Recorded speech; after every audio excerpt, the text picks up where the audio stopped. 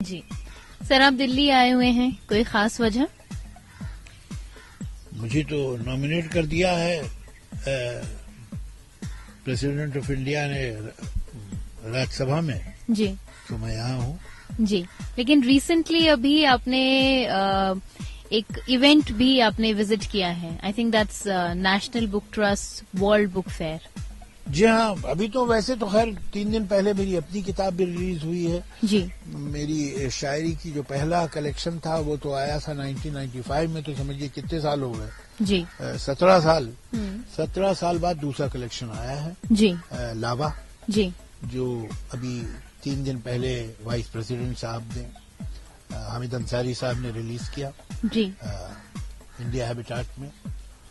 और उसके लिए मैं 2 बार प्रगति मैदान भी गया। वहां पर उनके जो हमारे पब्लिशर्स हैं उन्होंने बुलाया था मुझे टू ऑटोग्राफ द बुक, जी तो उसके लिए भी गया। फिर 1-2 किताबें लोगों ने मुझे रिक्वेस्ट किया रिलीज करने को भी, वो भी मैंने किया। जी, दिल्ली की क्या खास बात है?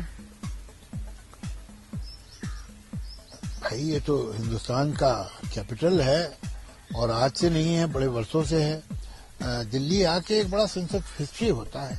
अब जिधर से भी मैं गुजरता हूँ, अब शायद दिल्ली वालों को तो आदत पड़ गई होगी, मुझे नहीं पड़ी है, तो मैं जगह देखता हूँ जो माइलस्टोन्स हैं, उससे मुझे एक बहुत सेंस ऑफ हिस्ट्री पैदा होता है कि ये मुल्क कैसे कैसे दौर से गुजरा है, यहाँ कौन कौन लोग आए, कौन कौन लोग गए, कौन कौन पावर में थे, क्या क्या हुआ था। ये दिल्ली जो है ये एक छोटा सा हिंदुस्तान है। जी सर, नेशनल बुक ट्रस्ट की एफर्ट्स के बारे में बताएं। अभी वर्ल्ड बुक फेयर हो रहा है, आपने 2 बार विजिट भी किया इसे, इसकी क्या खास बात है? ये जो एफर्ट्स मैं समझता हूँ कि अभी ये सिकंदर साहब जो हैं, जी, जिन्होंने ऑर्गेनाइज किया है इसको, मैं उन्हें मुबारकबाद देना चाहूंगा। जी मेरा ऐसा ख्याल है कि मैंने जो बुक फेयर देखे हैं दुनिया में, दुनिया का सबसे बड़ा बुक फेयर तो होता है फ्रैंकफर्ट में, जी, वो भी देखा है मैंने, और भी बहुत जगहों पे देखा है, लेकिन मुझे ऐसा लगा कि फ्रैंकफर्ट के बाद इतना बड़ा मैंने बुक फेयर कहीं नहीं देखा। वाह, it's so big, you can call him number 2। इस बार के वर्ल्ड बुक फेयर को आप 10 में से कितने अंक देना चाहेंगे? मैं नंबर देना उनका थोड़ी, कोई स्कूल के बच्चे थोड़ी हैं बुक फेयर के जिन्हें नंबर दी जाए 10 में से। जी, अहम बात यह है कि मैं एक तो ये देख के खुशी हुई कि इतने पब्लिशर, इतनी जगहों से लोग आए हैं। एक दूसरी अच्छी बात यह है कि वहां पर जो लोग उन किताबों को देख रहे हैं, जो वहां पर सेशंस हो रहे हैं, उन्हें अटेंड कर रहे हैं, वो हर उम्र के लोग, और यंगस्टर्स की वहां पर एक बहुत बड़ी परसेंटेज है। तो ये बहुत खुशी बात है, वरना ऐसा समझा जाता है भाई बुक फेयर है, इसमें तो सब मिडिल एज लोग, बूढ़े लोग जाएंगे, किताबें देखेंगे, यंगस्टर्स को कुछ और काम होते हैं। ऐसा नहीं है, वहाँ बहुत लोग हैं और वो किताबें भी देख रहे हैं, मैं देखता हूँ, और वहाँ जो लेक्चर्स होते हैं, बातचीत होती है, बुक्स रिलीज हो रही है, उनमें भी बैठते हैं, सुनते हैं तकरीरें, स्पीचेस सुनते हैं, तो दैट्स सेमिनार अटेंड करते हैं, दैट्स वेरी हेल्दी। जी, आप जोया और फरहान को काफी सपोर्ट करते हैं उनकी फिल्म्स के लिए। दोनों की एक स्पेशलिटी और एक कमजोरी बताएं। देखिए, मैं उन्हें बिल्कुल सपोर्ट नहीं करता हूँ। वो जो कुछ हैं और जो कुछ बने हैं और जहां तक आए हैं, वो सिर्फ और सिर्फ अपनी कोशिश और अपने टैलेंट से है। उसमें मेरी मदद बिल्कुल शामिल है। लेकिन आपने उनकी कुछ फिल्म्स के लिए भी तो काम किया है। वो अलग बात है, वो तो मैंने बहुत लोगों के लिए किया है, तो इनके लिए भी किया है। जी, मैंने इनकी फिल्मों में गाने लिखे हैं, और अगर मुझे इन्होंने कभी स्क्रिप्ट दी है पढ़ने को या सुनाई है, तो मेरी जो राय है मैंने राय भी दी है, और वो मैं किसी के लिए भी करता जहां मैं काम कर रहा था। लेकिन ये कि इसे सपोर्ट नहीं कहते, ये तो मेरा पार्टिसिपेशन उसमें as a lyric writer, as a member of the unit होगा ही। जी, जहां तक उनकी अपनी कामयाबी का ताल्लुक है, वो वाकई उनके अपने एफर्ट और उनकी अपनी टैलेंट की वजह से है। जी, और उसमें कोई मेरे रिकमेंडेशन या मेरे बच्चे होने का उन्हें कोई फायदा नहीं हुआ, और ना उन्होंने उठाना चाहा। बीइंग अ फादर, आपको उनकी कौन सी चीज बहुत अच्छी लगती है और कौन सी चीज मुझे लगता है कि आपको लगता है कि कमजोर है? मुझे उनमें ऐसा लगता है कि अच्छी बात उनमें ये है कि वो कामयाबी के लिए डेस्परेट नहीं है। वो ये नहीं चाहते कि कुछ भी कर दें हम, लेकिन हम कामयाब रहें। जी। उनका पहला जो वो इंटरेस्ट है वो है स्टैंडर्ड ऑफ वर्क में, कि काम अच्छा होना चाहिए और स्टैंडर्ड का और डिसेंट होना चाहिए, और फिर हमें कामयाबी मिले। ऐसा नहीं कि उन्हें कामयाब नहीं होना जी, लेकिन कामयाबी के लिए वो क्रूडिटी, वल्गैरिटी, ऑब्स्टिनिटी का सहारा कभी नहीं लेंगे, ऐसा मेरा यकीन है। तो ये एक अच्छी बात है कि उनका बेसिक इंटरेस्ट है अच्छा काम करना, जो पहली उनकी प्रायोरिटी है। मैं इस बात की इज्जत करता हूँ और ये दोनों में है जी। जहां तक कमजोरी की बात है तो मैं कहूंगा कि अभी दोनों को थोड़ा पीआर सीखना चाहिए, और भी वो कम है।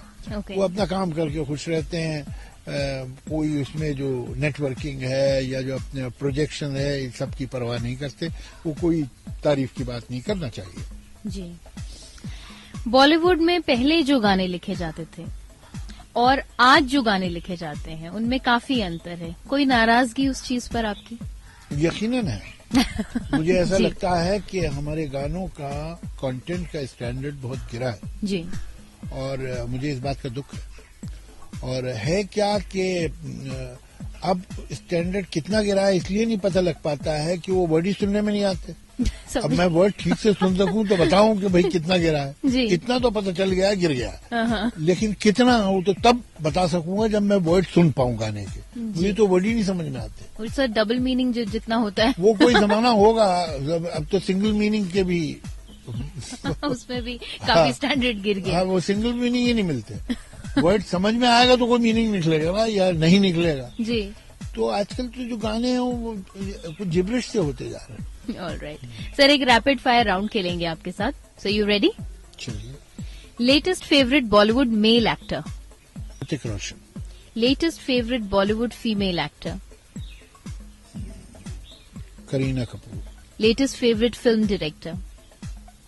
Zoya. Latest favourite song? Kun Fayakun, rock star, good song. Who's the best? Javed Akhtar as a poet, Javed Akhtar as a scriptwriter, or as a lyricist? This is for others to decide. All right. आपका अभी तक का best काम? मैं कुछ जो काम कर लिया है, कुछ उसके बारे में बहुत ज्यादा सोचना पसंद नहीं करता।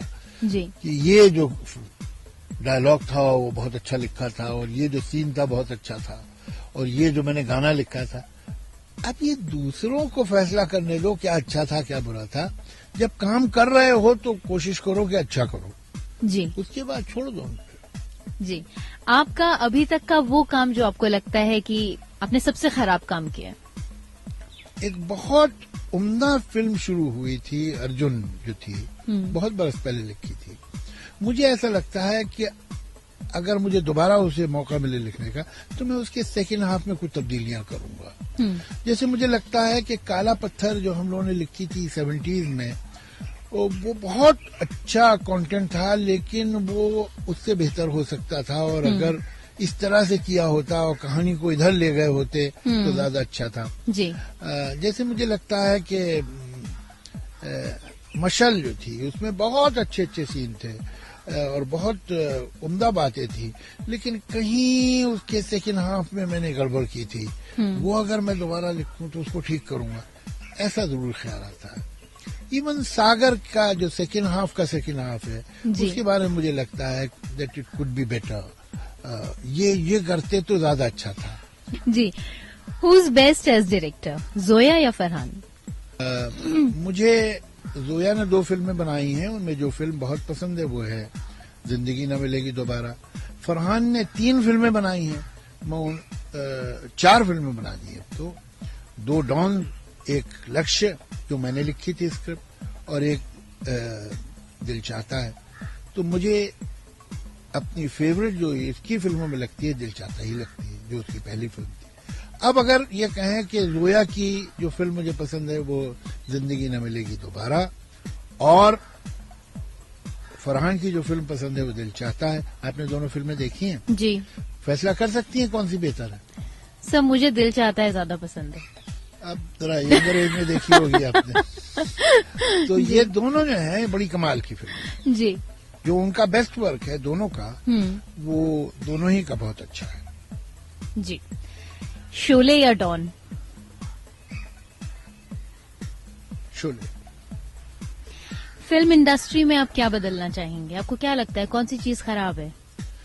मुझे ऐसा लगता है कि फिल्म इंडस्ट्री में बहुत सारी चीजें पहले से बहुत अच्छी हो गई हैं। लोग बहुत ज्यादा डिसिप्लिन, ज्यादा प्रोफेशनल हो गए हैं। फिल्म बनाने का तरीका बहुत एफिशिएंट हो गया है। टेक्निकली हम बहुत तरक्की कर चुके हैं और बहुत सारे जो डिपार्टमेंट्स हैं वो बहुत ज्यादा इम्प्रूव हुए हैं। वो कैमरा हो, साउंड हो, स्पेशल इफेक्ट्स हो, कलर कोऑर्डिनेशन, आर्ट डायरेक्शन हो, बहुत अच्छा हो गया। डायरेक्टर्स भी कॉम्पिटेंट हैं।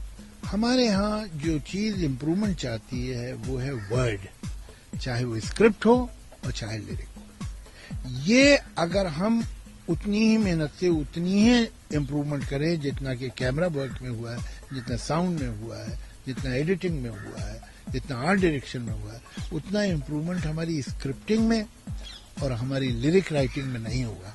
तो कंटेंट कमजोर है जी, बाकी सब कुछ ठीक है जी। फॉर्म इम्प्रूव हो रहा है लेकिन कंटेंट इज लेफ्ट बिहाइंड। वो अगर इम्प्रूव होगा और वो भी बहुत अच्छा हो जाएगा तो हम कमाल कर देंगे। जी।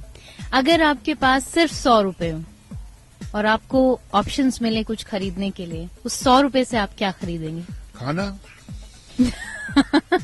इसका मतलब ये आप खाने के बहुत शौकीन हैं? नहीं, उसके बिना जिंदा नहीं रह सकता मैं आज। Alright. अब सिर्फ मेरे पास 100 रुपए है और मैंने जाके कमीज खरीद ली, जी। एक नई कमीज पहले भूखा बैठा हूँ। जी। ओके। अगले जन्म में आप क्या बनना चाहेंगे? मैं अगले जन्म पे यकीन ही नहीं रखता हूँ तो मैं बनना कैसे चाहूँ। मैं ना अगले जन्म पे बिलीव करता हूँ ना पिछले जन्म पे, ना जिंदगी मरने के बाद किसी भी तरह की जिंदगी पे। मुझे लगता है कि जो डेथ है बस वो एंड है, मुकम्मल एंड।